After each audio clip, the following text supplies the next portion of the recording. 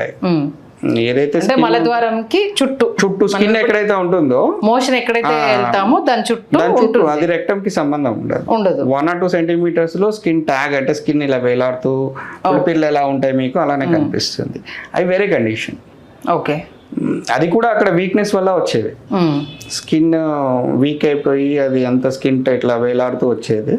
అది కూడా remove చేయించుకోవాల్సింది. Okay, అవి కూడా కాంప్లికేట్ అవుతాయి మీకు. ఫ్యూచర్ లో రప్చర్ అయిపోవడము, అవి పెరుగుతూ ఉంటాయంటే పెరుగుతాయి, కరెక్ట్ గా పెరుగుతాయి, అవి చాలా పెరుగుతాయి.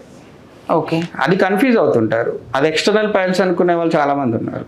ఓకే, అంటే బయటకు వచ్చిన స్కిన్ ట్యాగ్ ఎక్స్టర్నల్ పైల్స్ కావు. ఓకే, ఎక్స్టర్నల్ పైల్స్ డిఫరెంట్ గా ఉంటుంది. స్కిన్ ట్యాగ్స్, ఈ స్కిన్ ట్యాగ్స్ మీకు యానస్ చుట్టుపక్కల అప్ టు 2 to 3 centimeters వరకు పెరుగుతాయి.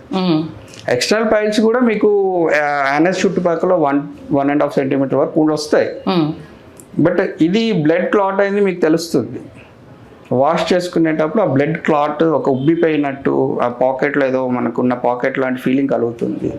స్కిన్ ట్యాగ్ కంప్లీట్ గా మీకు పులిపిర్లు ఎలా ఉంటాయి అలానే వేలాడుతూ ఉంటాయి. అవి నాట్ పెయిన్ ఏమి ఉండదు, కాకపోతే ఇరిటేషన్ ఉంటుంది. కూర్చున్నప్పుడు స్వెటింగ్ ఎక్కువ కూర్చున్నప్పుడు స్వెటింగ్ వచ్చినప్పుడు అలాంటి కండిషన్ దురద పెడుతుంది. దానివల్ల రప్చర్ చేసినప్పుడు పెయిన్